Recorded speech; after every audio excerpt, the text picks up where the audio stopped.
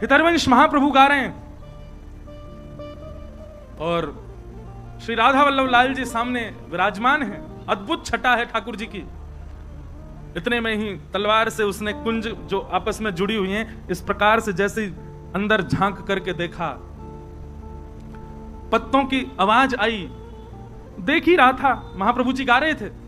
नरवाहन ने जैसे ही तलवार से लता गुल्मों को दूर किया और भीतर झांकने लगा, तो पत्तों की आवाज से महाप्रभु जी ने गाते गाते बस इस प्रकार से पीछे देखा। जैसे कई बार आपने अनुभव किया, कोई पीछे आ जाए, आप पूरे नहीं मुड़ के केवल इतने ही मुड़ते हो, इतने ही मुड़े और आंखों को घुमाते हो देखने के लिए कौन है पीछे।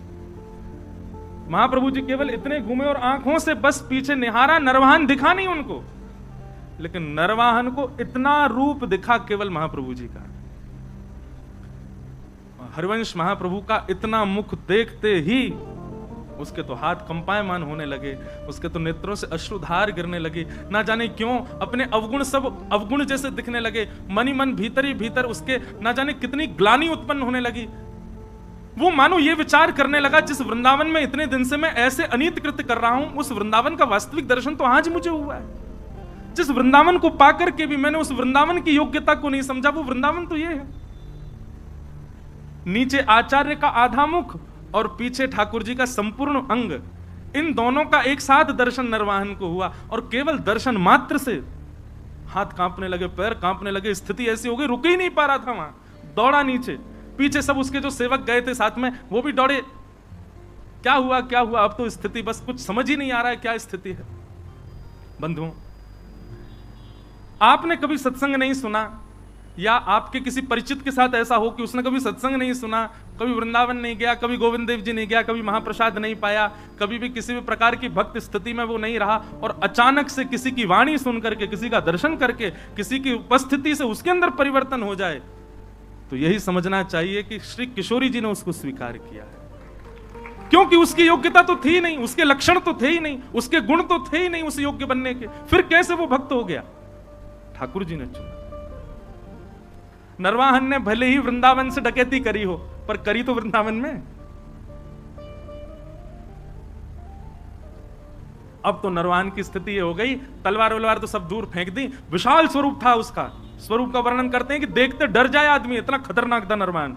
लेकिन ऐसा दीन हो गया, अभी तक वो महाप्रभु जी से चर्चा भी नहीं हुई, कुछ सुना नहीं उसने, अगले क्षण से ही उसकी स्थिति ऐसी दीन बन गया। प्राण हरिवंश, जीवन हरिवंश, नित्य हरिवंश, हरिवंश हरिवंश हरिवंश हरिवंश, बस यही गाता रहता और लता कुंजों में पड़े पड़े रुदन करता रहता, अपने आप को कोसता। ऐसी आत्मग्लानि में चला गया और केवल प्राण हरिवंश, जीवन हरिवंश, नित्य हरिवंश, बस हरिवंश हरिवंश हरिवंश, इसी भाव में ही रहता। आसपास के सब सेवक बेचारे तलवार लिए खड़े रहते, उसको देखते, देखा तो हमने भी, हम पे तो कुछ नहीं हुआ, इसको क्या हो गया। सरदार सरदार, उनको बोलो हरिवंश, गाओ हरिवंश, कहो हरिवंश, नाचो हरिवंश। बोले हरिवंश रोटी खिला जाएंगे। अरे अपना काम धंधा कैसे करना है अब? बोले सब हरिवंश, नित्य हरिवंश, बस हरिवंश हरिवंश हरिवंश, यही गाता रहता। जय जय राधा वल्लभ हित हरिवंश, श्री हरिवंश। साथ के सब लोगों ने सोचा, बोले भैया ट्रेंड तो हम हो ही गए इनके संग रह के, अब इनको रहने दो, हरिवंश जी की हम चले अपना काम करें। उसी समय एक जैन व्यापारी आगरा से अपना कुछ सामान लेकर के बड़े जहाज में यमुना जी के रास्ते दिल्ली जा रहा था।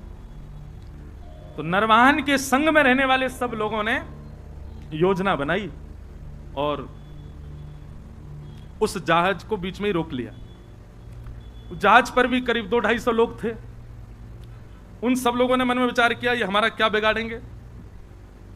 वे भी लड़ने को नीचे आ गए, लेकिन नरवाहन की सेना बहुत थी और बड़े क्रूर थे सब, नहीं जीत पाए। तो पूरे जैन व्यापारी के जितने लोग थे सबको बंदी बना लिया, पूरे जहाज को जमुना जी में खड़ा करके और पकड़ करके जो भय गांव था वहीं उसका कारागृह था, जेल बना रखी थी उसने, वहीं ले जा करके और सबको बंदी बना दिया। सबको बंदी बना करके उन पर क्रूरता करने लगे, मारने लगे, पीटने लगे, उनको स्थिति खराब कर दी। क्यों? क्योंकि कर तो दिया नहीं, ऊपर से हम पे हाथापाई कर रहा है, जानता नहीं हम नरवाहन की सेना है। एक दासी रहती थी नरवाहन के यहां, वो नरवाहन जी के यहाँ जाती थी, नरवाहन जी को देखती तो अब तो बस कुंज में बैठे बैठे श्री हरिवंश, हित हरिवंश, प्राण हरिवंश, जीवन हरिवंश ऐसी गाते हैं। वे समझ गई थी स्थिति अब किस मोड़ में मुड़ चुकी है। वे जाती थी और हरिवंश जी का दर्शन और श्री राधा वल्लभ जी का दर्शन करके आती थी, तो वहां कुछ वैष्णव मिलकर के जय जय राधा वल्लभ हित हरिवंश कीर्तन करते थे।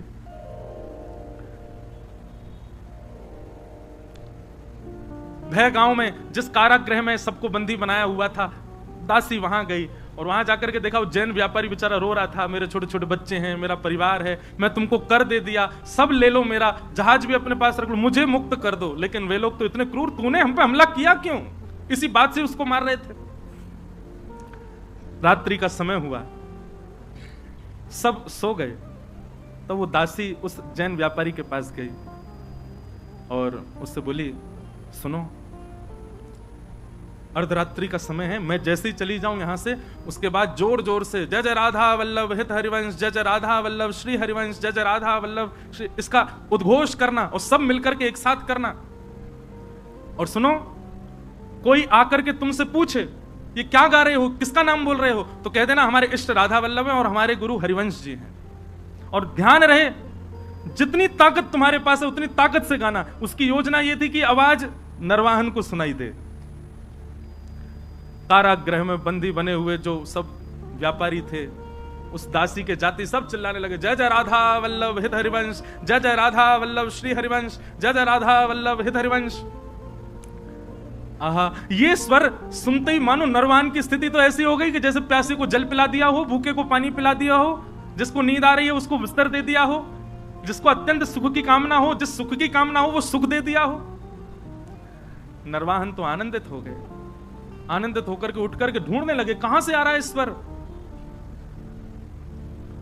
सुनते सुनते जैसे पहुंचे, अपने कारागृह में पहुंच गए। कारागृह के भीतर जाकर के देखा तो सब बंदी बने हुए हैं, वही गा रहे हैं, जय जय राधा वल्लभ हित हरिवंश, जय जय राधा वल्लभ श्री हरिवंश। नरवाहन ने जाकर, अरे भैया सुनो, कौन हो तुम लोग, और ये क्या गा रहे हो? बोले महाराज, ये राधा वल्लभ जी जो है ये हमारे इष्ट हैं और ये हरिवंश जी जो हैं ये हमारे गुरु हैं। जैसे ही सुना कि हित हरिवंश इनके गुरु हैं, नरवाहन की तो स्थिति, हाथ पांव कांपने लगे। जिन गुरुदेव की मैं आज एक झलक देख करके मेरी स्थिति हो गई, ये उनके साक्षात शिष्य हैं, मेरे गुरु भाई हैं, और ये मेरे यहां कारागृह में बंदी। तुरंत बुलाया, बोले खोलो, अभी चरण पढ़ो, इनके चरणों में दंडवत प्रणाम करो। अपने सारे जो भी उसके सहपाठी सबको बोला इनके चरणों में प्रणाम करो। सबने दंडवत प्रणाम किया। नरवाहन तो महाराज लेट करके उनके चरणों को अंक में भर के रुदन करने लगे। बोले भगवान, आप मेरे गुरु भाई हैं, मेरे लोगों ने आपको प्रताड़ित किया, उसके लिए मुझे क्षमा कर दो। मुझे बस ऐसी प्रार्थना है कि श्री राधा वल्लभ लाल जी, श्री गुरुदेव भगवान मुझे स्वीकार कर लें, बस, और मुझे कुछ नहीं चाहिए, आप कृपा करो भगवान। और ऐसा कहते हुए उन व्यापारियों को छोड़ दिया। जैन व्यापारी मन में विचार करने लगा, तो कौन है ये राधा वल्लभ, कौन है हित हरिवंश? जानता ही नहीं है, वो मुक्त हो गए उनके नाम से। भाई जिनकी वजह से जीवन मिला, एक बार देख तो चले उनको। पूछते पूछते पहुंच गए ऊंची ठौर, श्री राधा वल्लभ लाल जी का दर्शन किया। पूछने लगे, बोले भगवान वो हरिवंश जी कहाँ हैं? बोले वो वहां बैठे कुंज में। गए, जाकर के प्रणाम किया, सब अपनी बात बताई। मैं तो एक व्यापारी था महाराज, यहां से निकल रहा था, लूट लिया लोगों ने। दासी ने रात में आकर के मुझे बताया ऐसा ऐसा गाओ, और पूछे तो कहते ना इष्ट राधा वल्लभ गुरु हरिवंश। हमने तो बता दिया। एक तगड़ा सा आदमी, बड़ा विशाल विकराल उसका स्वरूप, महाराज दिल्ली तक लोग कांपते हैं उसके नाम से। हरिवंश महाप्रभु बोले क्या नाम है उसका? बोले नरवाहन। बोले अच्छा नरवाहन, नाम तो जानते थे महाप्रभु जी भी? बोले बड़ा डकैत है। बोले महाराज उसने जैसे ही आपका नाम सुना नतमस्तक हो गया, राधा वल्लभ जी का नाम सुना रुदन करने लगा, चरणों में गिर करके खूब उसने प्रार्थना करी। बस यही कह रहा था कि गुरुदेव भगवान स्वीकार कर लें, राधा वल्लभ जी स्वीकार कर लें। जैसे ये भावना उसकी सुनी महाप्रभु जी ने देखा तो राधा वल्लभ जी की ओर जैसे ही देखा तो राधा वल्लभ जी खड़े तो सीधे थे, देख यहीं रहे थे, बातों को ही सुन रहे थे। और जैसे ही महाप्रभु जी ने देखा उन्होंने तुरंत अपनी नजर सीधी कर ली। महाप्रभु जी समझ गए, ओहो इनको कृपा करनी है। वाह जय जय, बड़ी कृपा आपकी है। एक डकैत को ऐसी दृष्टि डाली कि वो पूरा बदल गया, सब उसकी स्वीकार। ठीक है, महाप्रभु जी ने भाव बनाया, आएगा तो अब उसको दीक्षा दे देंगे हम।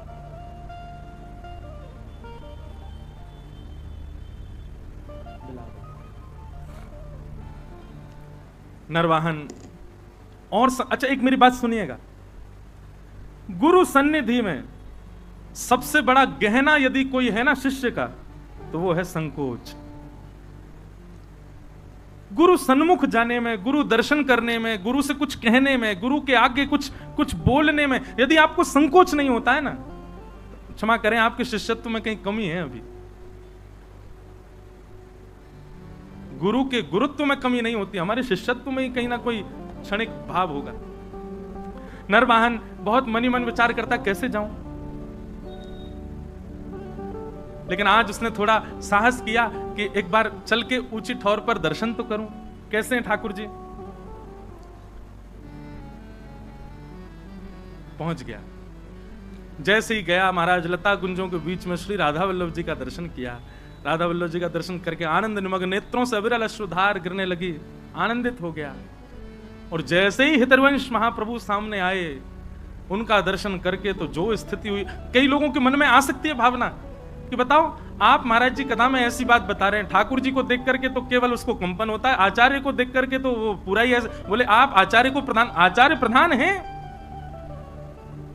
क्योंकि आपके लिए वो भगवान और वो केवल आचार्य हैं, पर जिसके साथ ये घटना घट रही है उसके लिए ठाकुर जी भगवान है, ठाकुर जी स्थिर ठाकुर जी हैं, स्थूल ठाकुर जी हैं, पर आचार्य उसके लिए चलते फिरते राधा वल्लभ हैं।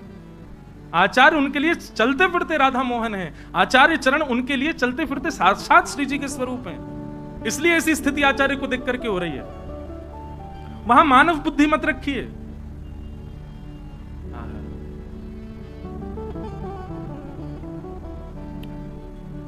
हरिवंश महाप्रभु आए, नरवाहन को देखा, देखते ही अपने हृदय से लगा लिया, हृदय से लगाया, हृदय से लगा करके और फिर राधा वल्लभ जी का दर्शन कराया। निहारो इनको, भाव से निहारो।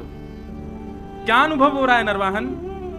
बोले बहुत सुखद अनुभव। बोल ही नहीं पा रहा नरवाहन। राधा वल्लभ जी के सन्मुख विराजमान करके नरवाहन को गुरु मंत्र प्रदान किया, निज मंत्र प्रदान करके उसको दीक्षा प्रदान कर दी। और महाराज जी श्री हित चतुरासी जी में महाप्रभु जी के जितने पद हैं,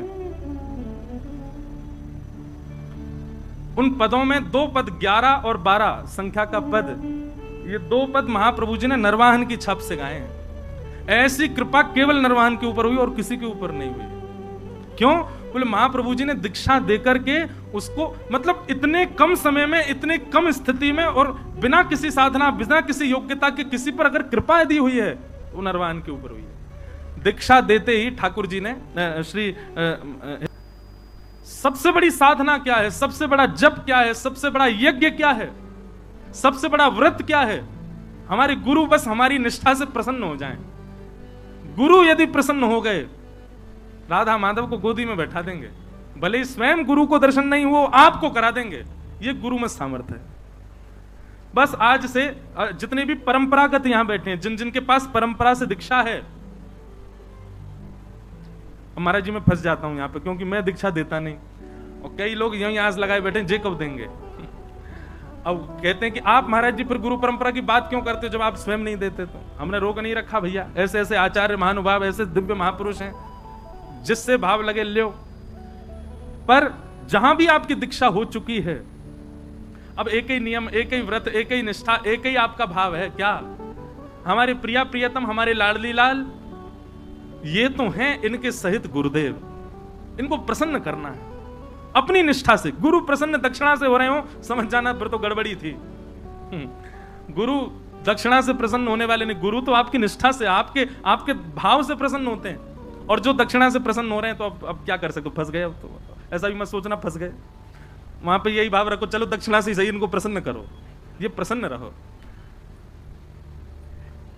कितनी बड़ी बात है कि श्री ऐसे नरवाहन, मैं तो यही सोच सोच के विचार कर रहा हूं कि हम तो बचपन से ही लगे हुए हैं महाराज कछु ना कछु करवे में, तब भी किशोरी जी कृपा कर रही है, नेक ना कर रही है।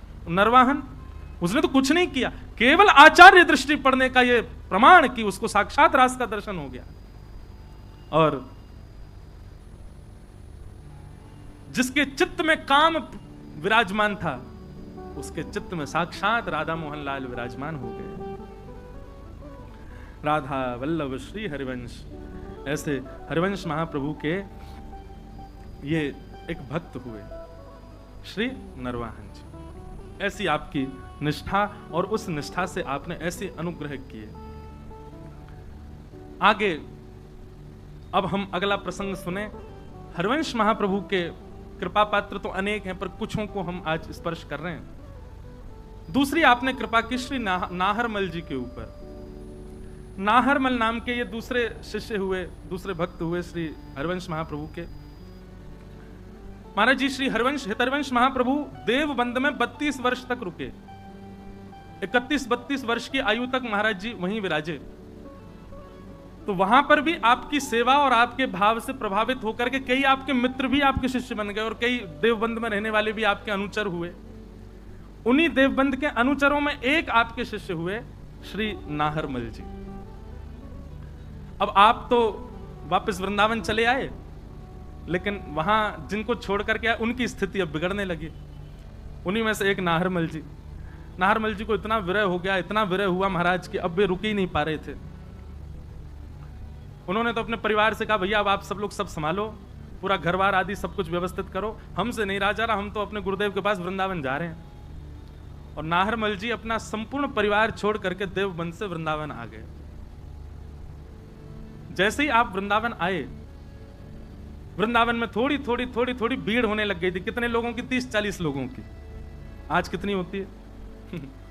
राधा वल्लभ जी दिखे ही नहीं रहे, इतनी भीड़ है गई है। और कहां 30-40 लोगों की, ज्यादा से ज्यादा 50 लोग हो जाते होंगे, इतनी भीड़ होती थी। हम भी छोटे थे ना महाराज जी, तब उस समय पर भी वृंदावन में रात्रि 6 बजे के बाद में लोग नहीं निकलते थे। अब तो वृंदावन जयपुर से भी ज्यादा हाईटेक हो गया। रात भर दुकानें खुली रहती हैं, रात भर लोग घूमते रहते हैं, सोते ही नहीं वृंदावन में। नाहरमल जी सबसे पहले मदन टेर गए और मदन टेर में जाकर के श्री राधा वल्लभ लाल जी का दर्शन किया। राधा वल्लभ लाल जी का दर्शन हुआ। राधा वल्लभ लाल जी का दर्शन करके उन्होंने सबसे पूछा, भैया हमारे महाप्रभु जी कहां हैं? श्री हितरवंश महाप्रभु कहां हैं? चांद सा सलोना। तो हमारे हितरवंश महाप्रभु कहां हैं? उनके दर्शन करने हैं। सेवकों ने कहा, बोले वो तो सेवा में हैं, किशोरी जी की, श्री जी की सेवा में गए हुए हैं। बोले कहां हैं सेवा में? बोले यहीं वन में ही गए हैं आगे की ओर। और ढूंढते जा रहे थे नाहरमल जी।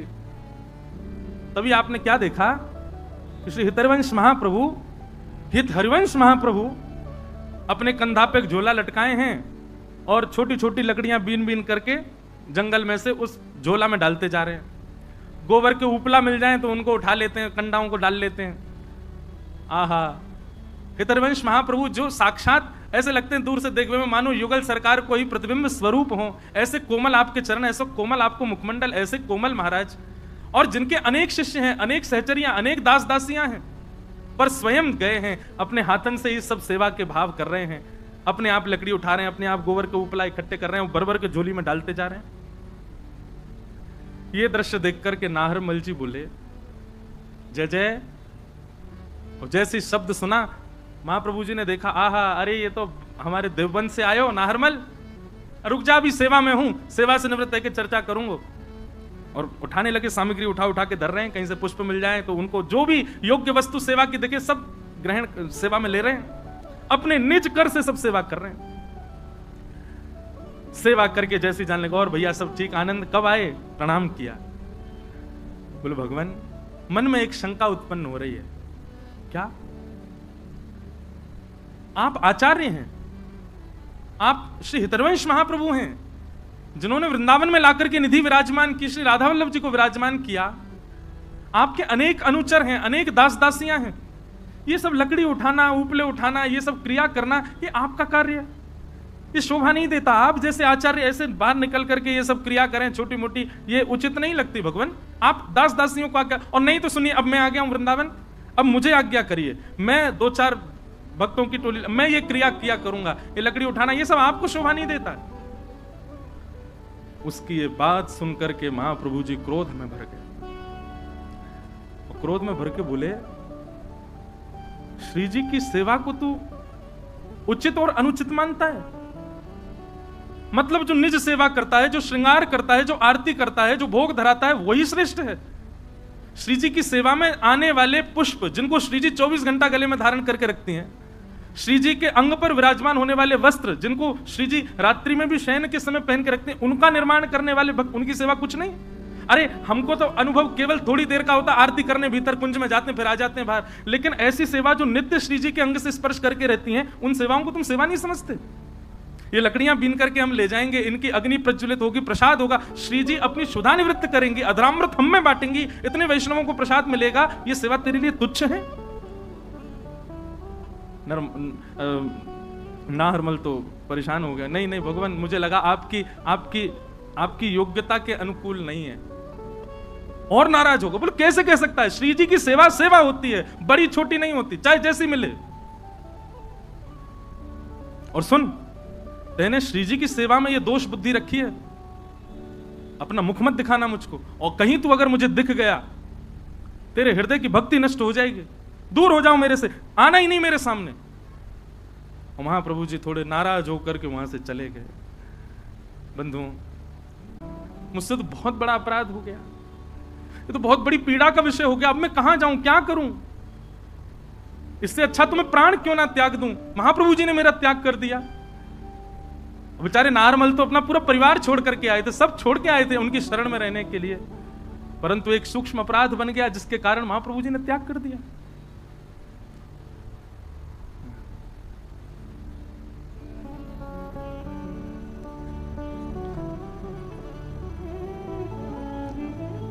राधा वल्लभ जी का दर्शन करने भी नाहरमल जाते हैं तो दूर से कुंज में से देखते हैं, क्योंकि समीप गया तो ऐसी बात कह दी कि भक्ति नष्ट हो जाएगी, भाव नष्ट हो जाएगा, प्रेम नष्ट हो जाएगा। ठाकुर जी रूठ जाएं एक बार को तो भी चल जाएगा, आचार्य ही रूठ गए हैं, अब कैसे काम चले? ऐसी व्याकुलता, ऐसी घबराहट रहती है नारमल को, कहां जाऊं, क्या करूं, कौन सुनेगा मेरी बात? यमुना जी के तट पर बैठ करके अब तो मन बना लिया कि बस अब तो प्राण त्याग दूंगा मैं, जिनके लिए आया वही नाराज हैं, अब जीवित रह के मैं क्या करूं? वहीं बैठे बैठे अपने मन ही मन में बस स्वयं को कोसने लगे। 9-10 दिन हो गए, श्री महाप्रभु जी नहीं मिले। ऐसी व्याकुलता, ऐसी उत्कंठा हृदय में ज्वाला की तरह धधकने लगी नाहरमल के। बंधुओं, आचार्य तो कठोर हो गए, परंतु आचार्य जिनको नित्य स्पर्श करते हैं, ऐसी हमारी श्री जी थोड़ी ही कठोर हैं। हितैषी महाप्रभु एक दिन रात्रि में सो रहे थे, स्वप्न में किशोरी जी प्रकट हो गई और प्रकट होकर के बोली, जय जय महाप्रभु जी। बोले हाँ श्री जी, आज्ञा करो, क्या बात है, आप ऐसी उदास क्यों, कोई श्रम भयो, आज्ञा करो। बोले श्रम तो बहुत ज्यादा है रोए।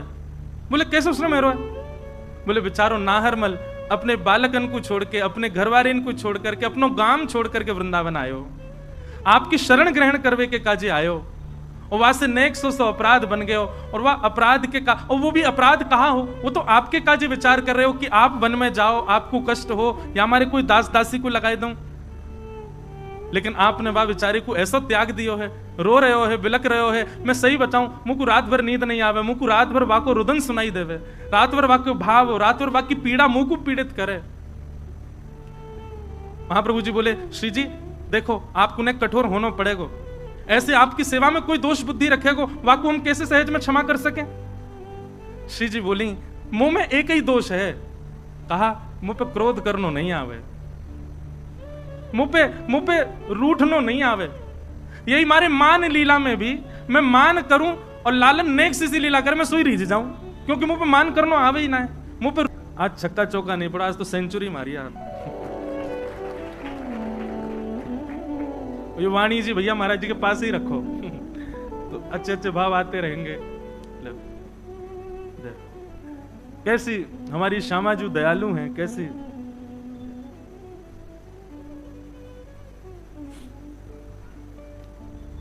रूठे श्री हितैषी महाप्रभु हैं, पर करुणा हमारी श्यामाजू कर रही है। अब भाई तुम मोते रूठ जाओ, महाराज जी को कहा जा रहा है, पर आप मुंह से रूठे हो और दया महाराज जी को आ रही है, ऐसा कहां हो वे?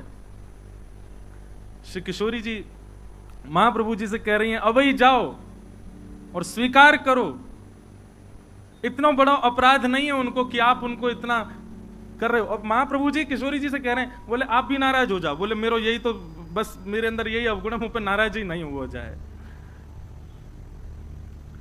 मारनो पीटनो, गुस्सा करनो, नाराज होनो, रूठनो मेरा स्वभाव नहीं है। एक बहुत सुंदर पद है महाराज जी, मान लीला को, कि अब मेरे स्मृति में नहीं आती है, मेरे को दिक्कत हो जाती है, आपकी तरह अभी छक्का ना पड़े मुंह पे। पद में महाराज जी ऐसा भाव है, अब देखो आप खोज के निकालोगे कछु तो, पद में ऐसा भाव है कि किशोरी जी नाराज है गई हैं लाल जी से, तो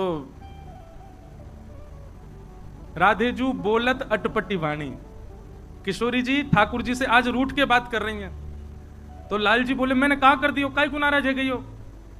तो किशोरी जी कह रही हैं कहां पाई तुम नील निचोलनी, आपने गले में नीली नीली मणि पहनी है, या नीली नीली मणि में एक गोपी को चित्र बनो भयो है।